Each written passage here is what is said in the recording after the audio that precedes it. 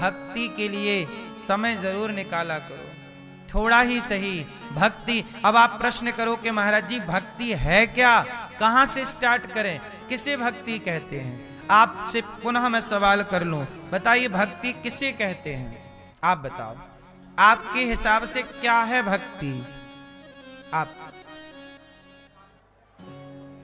हैं?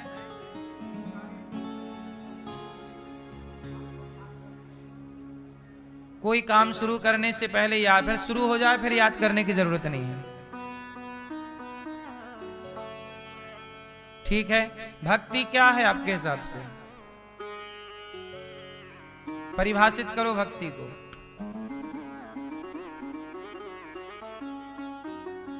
आप बताओ, ठीक है?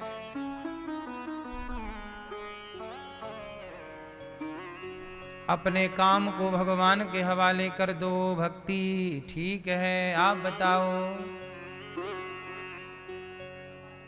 हमेशा भगवान को चित्त में बसाओ। आप बताओ मैया, भक्ति क्या है? भक्ति की परिभाषा है? सुनो, आप सबने सही कहा। पीली मैया क्या कह रही हैं? बैठो बैठो, खड़े ना हो मेरी माँ। प्रेम, प्रेम, सेवा, समर्पण, 3 गिना दिए मैया ने। कुछ तो लगेगा, डंडा मारू कहीं तो लगेगा।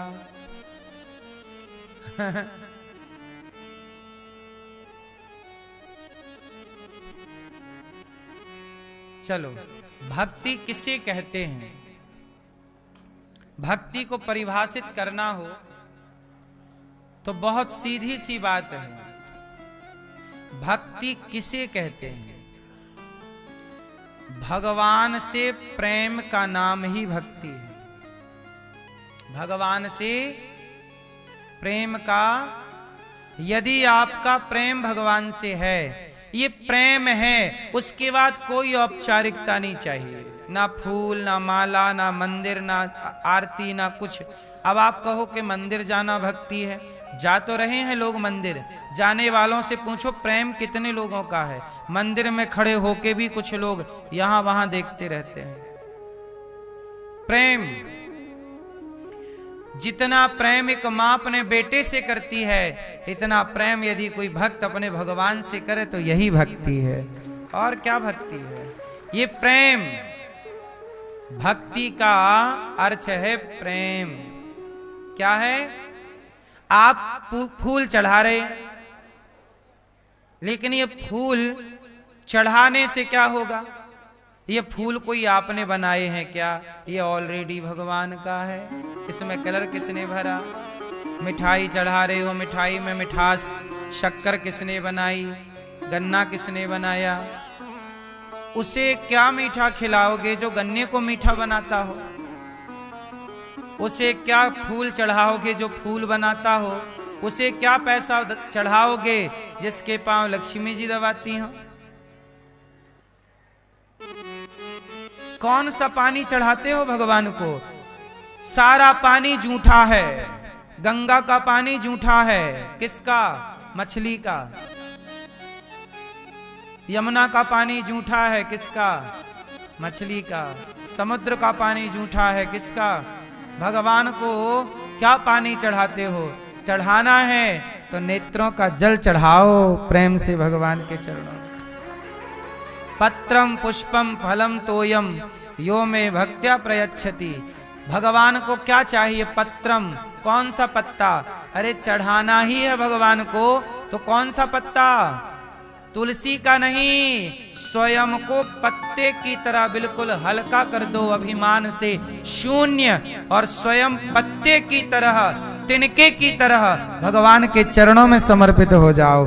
मेरी हैसियत तिनका है, मेरी हैसियत इस तिनके से ज्यादा मेरी औकात नहीं है। आपने वस्तुएं खूब चढ़ाई हैं, स्वयं को कब चढ़ाओगे? भगवान को क्या चाहिए? आपका पति आपको पैसा दे, आपका पति आपको माला पहनाए, आपका पति आपको गाड़ी दे, बंगला दे, पर खुद को ना दे, खुद को पड़ोसन के हवाले कर दे, तो आप खुश रहोगी मेरी मां? आप अपने पति से, आपका पति आपको पैसा देता रहे, कपड़े लत्ते देता रहे, गाड़ी घर देता रहे, लेकिन अपने आप को समर्पित करे कहीं और, चलेगा? बोलो हाँ कि ना? सोचो जरा, आपका पति आपको कुछ ना दे, लेकिन आप अपने आप को आपके हवाले कर दे, पति आपका बन के रहे, तो वो पत्नी खुश रहती है कि मेरा पति मेरा है। जरा सोचिए कि आप सामान्य सी स्त्रियां अपने पति से हार, नारियल, मिठाई, रुपया, पैसा, घर, गाड़ी नहीं, पति से पति को चाहती हैं, तो आप भी भगवान को नारियल, मिठाई, मिष्ठान, रुपया, पैसा, सोना चांदी क्यों चढ़ाते हो? भगवान भी चाहते हैं कि मेरा भक्त मुझे कुछ ना दे, स्वयं अपने आप को मेरे हवाले कर दे, आप अपने को चढ़ा दीजिए। प्रभु आज से हम आपके। किसके बनोगे? किसके बनोगे? अभी किसके बने हो? अभी आप दुनिया वालों के बने हो। लोग कहते हैं कि हम आपके, है ना? कितने लोग हैं जो कहते हैं कि ये हमारी है, ये हमारा है। नहीं, ये मत कहिए। भगवान, वो दिन कब आएगा जब भगवान कहेंगे कि ये हमारा है। हनुमान जी ने यही तो किया। हनुमान जी ने अपने आप को चढ़ाया, तो राम जी को कहना पड़ा कि तुम मम प्रिय भरतहि सम भाई। हे हनुमान, तुम हमें इतने प्रिय हो जितने प्रिय हमारा भरत हमें है, इतना प्रिय हनुमान हमें। राम जी ने कहा, आप लोगों को वो दिन कब आएगा जब भगवान कहेंगे कि ये मेरा है। आपको दुनिया के लोग कहते मेरा मेरा मेरा, और आप खुश हैं। इसलिए आप चढ़ाना चाहते हैं भगवान को, तो तुम्हें सौंपता हूं अमानत तुम्हारी। ये अमानत किसकी है? सच बताओ, आपकी आंख, आपका शरीर किसका दिया हुआ है? ईश्वर का दिया। तो वो चढ़ाओ ना, समर्पण इसी को कहते हैं। क्या करोगे? बोलो मेरी मां, समर्पण। और जो समर्पण कर देता है वो कितना भी बड़ा पापी क्यों ना हो, भगवान उसके पाप को क्षमा कर देते हैं। अब तो ये मेरा हो गया। समर्पण में ताकत है। पहली बात समर्पण पत्रम। दूसरा, भगवान को कौन सा फूल चढ़ाना चाहिए? जोर से मैया, कौन सा फूल चढ़ाओगी? भक्ति का फूल।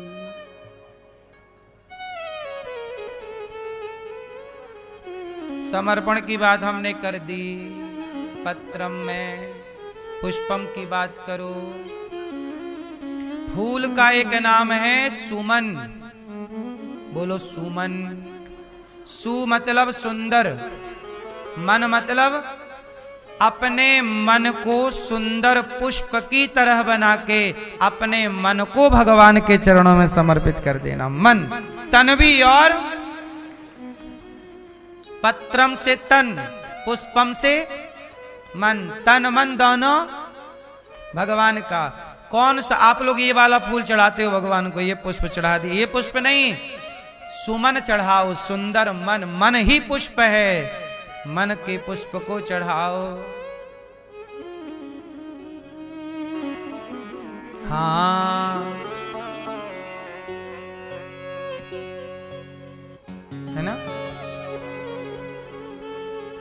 इसलिए मेरी मां, पत्रम पुष्पम।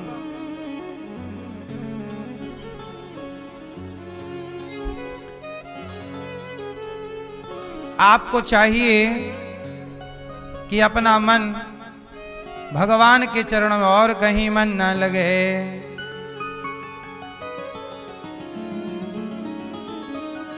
तीसरा, पत्रम पुष्पम फलम। फलम तोयम फल कौन सा भगवान को चढ़ाना चाहिए, जरा बताओ मेरी माँ।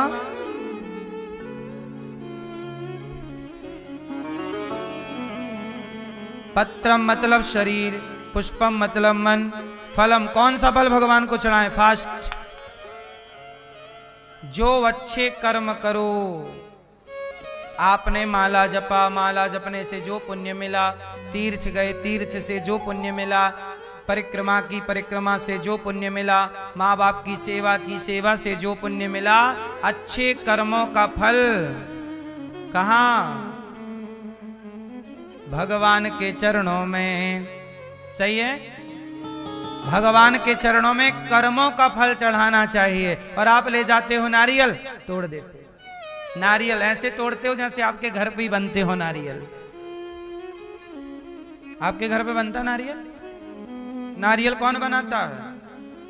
ऑलरेडी वो उसकी प्रॉपर्टी है, उसी की चीज उसी को गिफ्ट कर दी। वाह, आपके जन्मदिन में हम आए और आपके घर की टीवी निकालें और आपको गिफ्ट कर दे, साहब हैप्पी बर्थडे टू यू। आपके ही घर की टीवी आपको गिफ्ट कर दी, आप खुश होंगे? क्या कहेंगे? बहुत होशियार हो। भगवान का नारियल भगवान को ही पकड़ा दिया, और पकड़ाया क्या, खुद खा गए फोड़ के।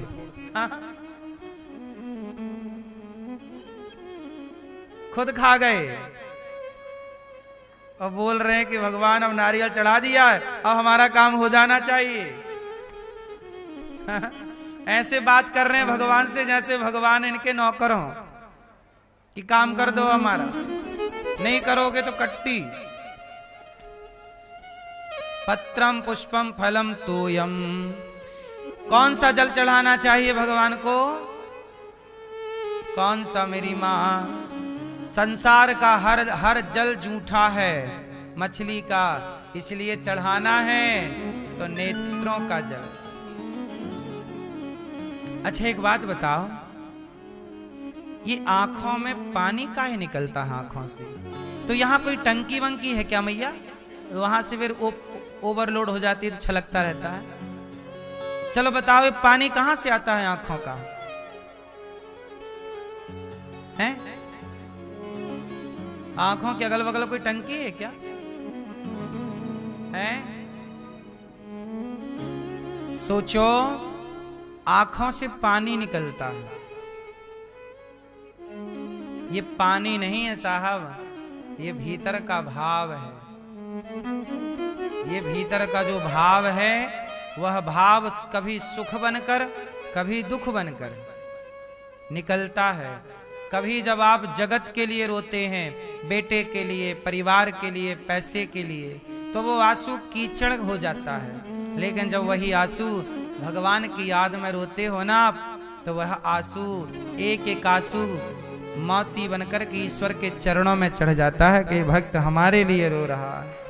इसलिए मेरी माँ, कभी फुर्सत निकाल कर भगवान को याद कीजिएगा, और इतना याद कीजिएगा, इतना स्मरण कीजिएगा, भगवान से इतना प्रेम हो कि प्रेम में आंखों से अश्रुपात होने लग जाए। जब भगवान कृष्ण गोपियों को छोड़कर गए तो गोपियां भगवान की याद में बहुत रोई। क्या करती बेचारी, क्या करती? रो ही तो सकती हैं। छोटा सा बच्चा बिस्तर से गिर जाए जमीन पर, माँ अपने साथ सुलाती है बच्चे को, पर बच्चा बिस्तर से नीचे गिर जाता है कई बार, और गिर जाए तो बच्चा खुद से तो चढ़ नहीं सकता, छोटा है ना, 2-5 महीने का, अपने से बिस्तर पे चढ़ नहीं सकता। तो बच्चे के पास ले दे के केवल एक काम है, रोता है। क्या करता है? और जब रोता है तो उसकी माँ कहीं भी होगी, आकर के उसे हृदय से लगाती है। आपके पास क्या, आपके पास ज्ञान है बताइए? कितना आप पढ़े लिखे हो? कौन सी स्तुति करके ईश्वर को रिझाना चाहते हो? कौन सा ज्ञान है आपके पास? ज्ञान से मिलते भगवान तो रावण जैसे ज्ञानी को समझ में ना जाते। राम सामने खड़े थे, पर रावण जैसा ज्ञानी राम को पहचान ना पाया। जब रावण की समझ में राम नहीं आए तो आप कितना पढ़े हो? भगवान शिव की पत्नी माता सती, सती की समझ में राम नहीं आए, तुम कितना जानते हो। ब्रह्मा, ब्रह्मा कितने बड़े हैं, वे ब्रह्मा तो सृष्टि बनाते हैं, वो ब्रह्मा की समझ में कृष्ण नहीं आए, परीक्षा लेने आ गए थे, ग्वाल वाल चुरा के चले गए, भगवान के बछड़े चुरा करके ले गए। ब्रह्मा की समझ में जो नहीं आया, माता सती की समझ में नहीं आए। इंद्र, इंद्र तो देवताओं के राजा हैं, वो राजा इंद्र ने भगवान कृष्ण को डुबाने के लिए, ब्रजमंडल को डुबाने के लिए मूसलाधार पानी बरसाया, तब भगवान को गोवर्धन उठाना पड़ा। जरा सोच लो, इंद्र की समझ में जो नहीं आए, ब्रह्मा की समझ में जो नहीं आए, माता सती की समझ में जो नहीं आए, रावण की समझ में जो नहीं आए, वो हमारी और आपकी समझ में कितना आएंगे। जब कृपा करेंगे वो तो समझ पाओगे, नहीं कृपा करेंगे तो वो भगवान समझ में आए, इसकी गारंटी नहीं है। इसलिए भगवान को प्रेम से रो करके, छोटा बच्चा कुछ नहीं कर सकता, केवल रो सकता है। आप भी भगवान की याद में रो सकते हैं, समय निकालिए, भगवान से प्रेम कीजिए, चिंतन की। इसलिए भक्ति क्या है, काम करिए, बिजनेस करिए, व्यापार बिंदास करिए, पर कार्य करते हुए ये याद रखिए कि ये जगत हमारा नहीं है, जगन्नाथ हमारे। एक बात बताओ, काम वाली बाई आपके घर आती है काम करने, आपके बच्चे को नहलाती है, तेल मालिश करती है, सब कुछ करती है, आपके बच्चे को इतना बढ़िया सजाती संवारती है, ऐसा लगता है कि यही इसकी माँ है। जब आपके बेटे को वह तेल मालिश करती है तो क्या वह काम वाली बाई ये सोचती है कि ये बच्चा मेरा है? उत्तर दो। वो ये जानती है कि ये बच्चा मेरा नहीं है, मेरा बच्चा तो घर पे है, मैं तो यहां काम कर रही हूं। आपके बेटे को नहलाएगी, धुलाएगी, दवाई देगी, सब करेगी, पर वो भीतर से ये मानेगी कि ये मेरा। कर तो ऐसे रही है कि देखने से ऐसा लगेगा ये इसी का बच्चा है, मां की तरह लाड़ लड़ा रही है, पर भीतर से ये जानती है कि ये मेरा। ऐसे संसार में रहो, अच्छे से रहो, बिंदास रहो, पर भीतर से ये जान लो कि आप यहाँ के नहीं हैं और ये लोग अपने नहीं हैं। अपने तो भगवान, मेरे तो गिरधर गोपाल, दूसरों ना कोई। रहो यहाँ, व्यवहार यहाँ के लोगों से करो, पर भीतर से ये जान लो कि ये मेरे भगवान अपने हैं। भगवान से बढ़कर अपना संसार के हर रिश्ते को निभाना है, ईमानदारी से निभाना है।